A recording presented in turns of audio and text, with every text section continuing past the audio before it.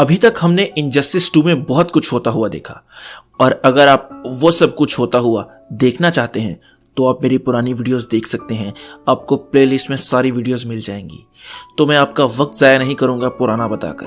अब चलते हैं आज की वीडियो की तरफ।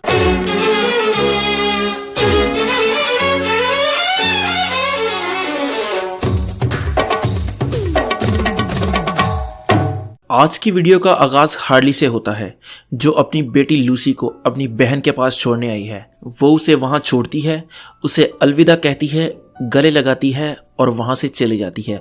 और उसकी बहन के पूछने पर बताती है कि वो अपने पुराने अपार्टमेंट में पॉइजन आइवी के साथ रहने जा रही है, क्योंकि ओलिवर क्वीन के वापस आने के बाद अब क्यूर में जाना मुश्किल है, तो उसका अपार्टमेंट में जाना ही बेहतर है।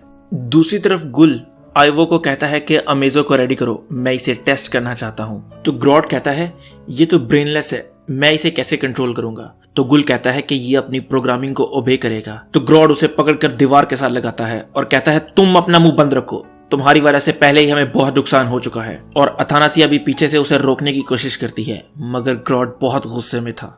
उतनी देर में वहां पर सोलोवार पहुंच जाता है और वो ये सब देखकर ग्रॉड को उसे छोड़ने का कहता है और कहता है गुल हमारा यहाँ पर मेहमान है, वो हमारा दुश्मन नहीं, छोड़ दो उसे।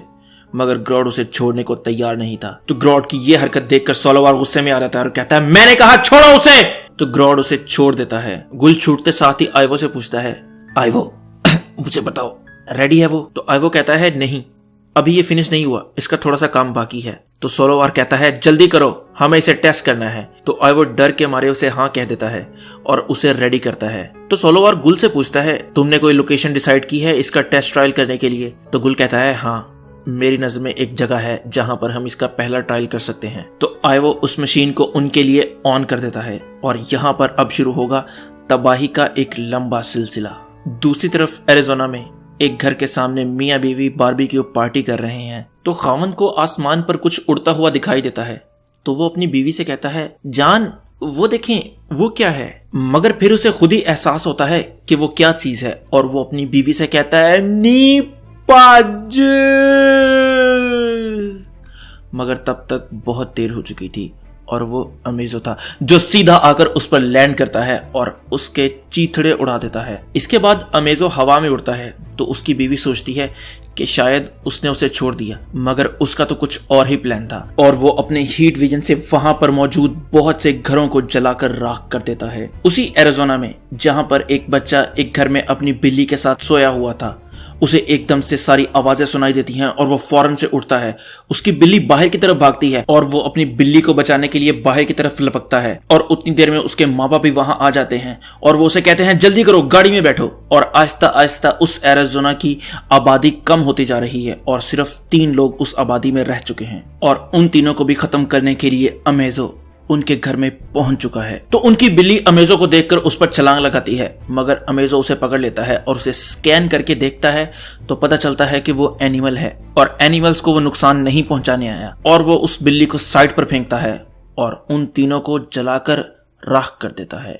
दूसरी तरफ बैट केव में सेलिना और ब्रूस एक बेड पर मौजूद यामाकाटा कर रहे हैं और ब्रदर आई उन्हें आकर बताती है कि एरिजोना में कुछ गड़बड़ चल रही है।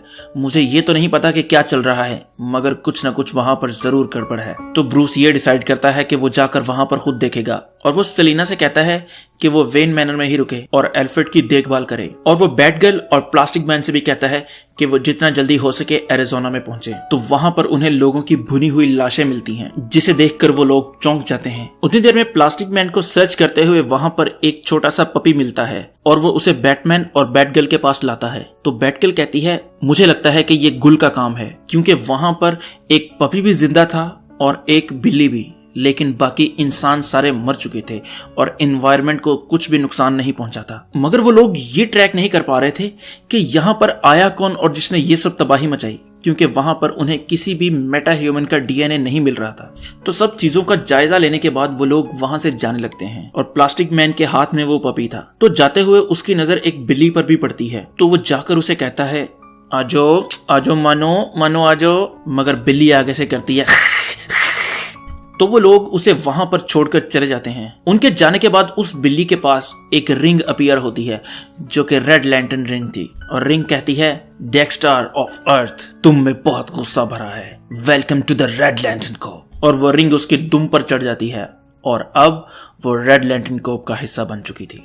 इसके बाद बैटमैन और बाकी सब क्यूर में आते हैं उस पपी को लेकर, जहां पर पहले ही से ग्रीन एरो, कनेरी और हार्ली वगैरह मौजूद थे। पहले तो बैटमैन को देखकर ओलिवर गुस्से में आ जाता है क्योंकि बैटमैन ने उसके बेटे पर माइक्रोचिप लगाई थी उसे बताए बगैर, जिस पर उन दोनों के दरमियान काफी लड़ाई हुई थी पहले भी। तो इसी को लेकर यहाँ पर दोबारा उनके दरमियान बहस होती है कि उसकी वजह से ये हो गया, उसकी वजह से ये हो गया, दोनों में काफी बहस होती है। मगर जब बैटमैन उन्हें ये बताता है कि अभी हमारे पास इन बातों का वक्त नहीं है, एरिज़ोना में एक अटैक हुआ है जहां पर 3000 से लोगों की लाशें मैं अभी अपनी आंखों से देखकर आ रहा हूं, तो ये सुनकर ओलिवर थोड़ा ठंडा होता है। और बैटमैन मजीद इस बात में इजाफा करता है कि मुझे ये भी पता चला है कि वंडर वुमन भी अमेज़न से भागने में कामयाब हो चुकी है। तो बैटमैन सबको कहता है कि हमें जितनी ज्यादा मदद हो सके इकट्ठी करनी है, जितने ज्यादा सुपर हीरोज हम इकट्ठे कर सकें वो हमारे लिए बेहतर है। तो ओलिवर कहता है, सुपर हीरो आसमान से नहीं टपकते, उन्हें बनाना पड़ता है मिन्नत से, लगन से। तो कैट वुमन के कुछ जहन में आता है और वो कहती है, जब मैं सुपरमैन के साथ थी तो मैंने उनको बातें करते हुए सुना था कि टाइटन्स अभी जिंदा हैं और उन्हें सुपरमैन ने फैंटम जोन में कैद किया हुआ है। तो बैटमैन कहता है, चलो यही तय पाया कि हम हवेली में जाकर उनको वहां से आजाद करवाएंगे। तो हार्ली कहती है, हवेली में बाद में जाना, पहले इस पपी का कुछ करो। तो बैटमैन पहले उस पपी को हार्ली को सौंपने की कोशिश करता है, मगर वो उसकी रिस्पॉन्सिबिलिटी लेने से इनकार कर देती है। फिर वो कैटवुमन की तरफ देखता है तो कैटवुमन कहती है, सीरियसली तुम्हें लगता है मुझे कुत्ते पसंद है? मुझे बिल्लियां पसंद है, बिल्लियां, इसीलिए तो मेरा नाम कैटवुमन है। तो फिर बैटमैन प्लास्टिक मैन की तरफ देखता है तो प्लास्टिक मैन कहता है, यार मुझसे मेरा खर्चा नहीं उठाया जाता, मेरा बेटा भी मेरे साथ रहता है, मैं कुत्ते को कैसे संभालूंगा। तो हार्ली ये डिसाइड करती है कि बैटमैन ही वो पपी को रखेगा। तो बैटमैन उस पपी को लेकर वेन मैनर आ जाता है और वहां आकर वो उसे एल्फ्रेड को सौंप देता है ताकि वो उसकी देखभाल कर सके और वो पपी उसका दिल बहलाए रखे। इसके बाद वो सारे इकट्ठे होकर हवेली पहुंचते हैं जहां पर दरवाजा लॉक है। तो कैटवुमन कहती है, मैंने पिछली दफा भी इसका दरवाजा ओपन किया था तो मैं इस दफा भी ट्राई करती हूँ, लेकिन बैटमैन उसे रोकता है। बैटमैन जानता था कि पिछली दफा जब कैटवुमन ने दरवाजा खोला था तो यकीनन सुपरमैन ने उसके बाद सिक्योरिटी टाइट कर दी होगी कैटवुमन के खिलाफ। तो वो प्लास्टिक मैन और उसके बेटे को कहता है कि वो जाकर ट्राई करें दरवाजा ओपन करने की, और वो अंदर जाते हैं और अपनी पूरी जान लगाकर वो दरवाजा ओपन करते हैं। तो दरवाजा खुलते ही कोई स्टील पर अपने हीट विजन से अटैक करता है।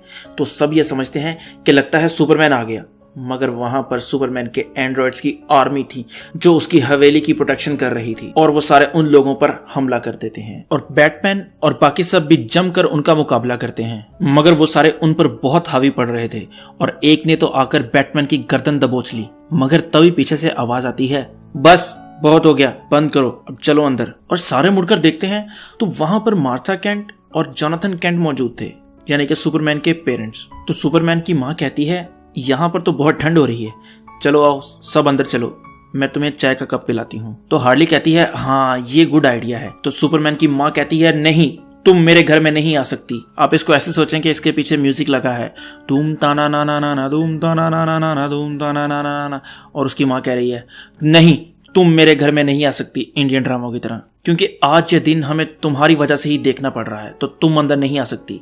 तो वह सब हार्ली को बाहर छोड़कर अंदर चले जाते हैं। तो अंदर जाकर बैटमैन पूछता है, आप लोग यहाँ पर क्या कर रहे हैं? तो मिस्टर कैंट जवाब देते हैं कि पूरी दुनिया जान चुकी थी कि सुपरमैन असल में कौन था और उसको पाल पोस कर किसने बड़ा किया था।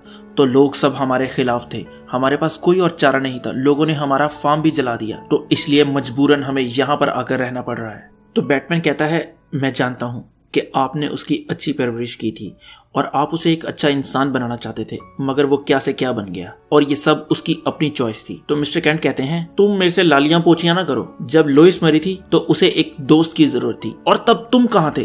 तब तुमने उससे मुंह फेर लिया था। तो बैटमैन कहता है, मुझे जो उस वक्त सही लगा मैंने वही किया। तो मिस्टर केंट उनके वहां आने की वजह पूछता है उनसे। तो बैटमैन बताता है कि हमें पता लगा है कि टाइटन्स फैंटम जोन में मौजूद हैं और हम उन्हें यहाँ पर रेस्क्यू करने आए हैं। तो डिसाइड ये होता है कि प्लास्टिक मैन फैंटम जोन के अंदर तक जाएगा, यानी कि 2 डायमेंशन के बीच में वो अपने आप को खींचता हुआ लेकर जाएगा और पीछे से लूक उसका हाथ पकड़े रखेगा ताकि जब वो उन्हें ढूंढ ले तो वो उन्हें खींचकर वहां से बाहर ले आए।